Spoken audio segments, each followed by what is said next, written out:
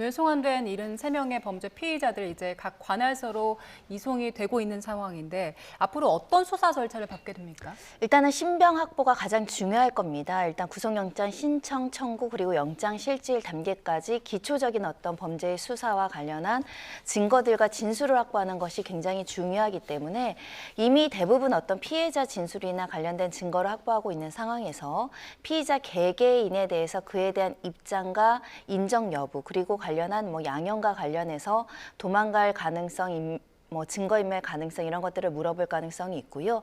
기본적인 피의자들의 입장이 확인되고 관련된 정황들이 확인이 되면 신병 확보를 위해서 구속영장을 청구하고 영장 실질 그 과정에서 피해자와 피해 액수를 특정하고 구체적인 가담 행위별로의 어떤 행위들을 정리를 한다고 한다면 이 개개인별로 중책인지 소극적 가담자인지 또는 어떤 경위로 이렇게 캄보디아까지 와서 피해자들을 양산했는지를 확인해서 이 상황별로 이 중요한 사람들 위주로 선별하는 과정들을 거칠 것으로 보이고요.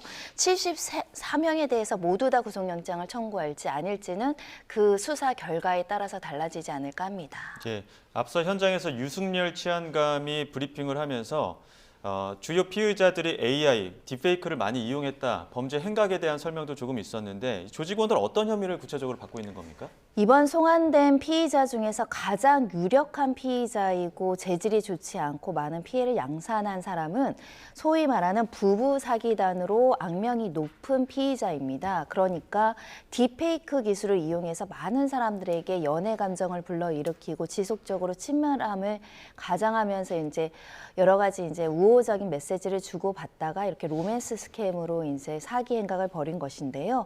심지어 100명 넘은 피해자들에게 120억 원을 편취한 것으로 알려지고 있고요. 그 과정에서 수사당국의 어떤 수사망을 피하기 위해서 성형수술도 감행하는 치밀함까지 보였기 때문에 피해자 100명에 대해서 피눈물 나게 한 사기 부부 단이라는 입장에서는 아주 강력한 처벌이 필요하지 않을까 생각이 들고요. 오랜 기간 이렇게 수사망을 피해서 도망 다니면서 사기를 계속적으로 벌였기 때문에 이 100억 원대의 어떤 피해 금액, 그러니까 범죄 수익을 어디에 은닉했는지를 밝히는 게 굉장히 중요할 것 같고요. 그 이외에도 이 투자 리딩방을 운영하면서 투자금 명목으로 사기를 친 일행들도 있고 특히 인질 강도라나 갖가지 수단으로 사기 범행을 한 것으로 알려지고 있어서 이 보이스피싱 범행의 어떤 구체적인 행위 내용 그리고 가담자 그리고 피해 금액들이 어디에 지금 숨겨져 있는지도 찾아야 될 것 같습니다. 예. 이들이 어떤 처벌을 받게 되는지도 관심인데 그 적극적으로 범죄에 가담한 사람들도 있고 강요에 의해서 어쩔 수 없이 범죄에 가담하게 됐다 이렇게 주장을 하는 사람들도 있을 텐데 각각 좀 처벌이 달라집니까?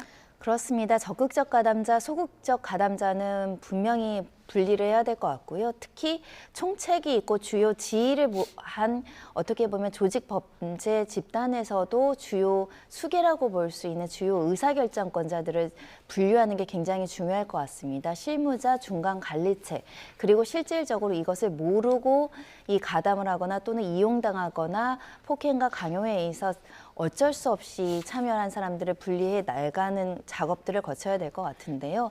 이 모든 어떤 가담의 행위는 돈의 흐름을 보면 평가할 수 있을 것 같습니다. 주요 가담자들이 범죄 수익을 은닉했을 가능성이 매우 높고 또 중요한 의사결정을 하는 과정에서 갖가지 편법과 불법을 동원했을 가능성이 있기 때문에 주요 책임자들을 분리하는 것이 굉장히 중요할 것 같고요.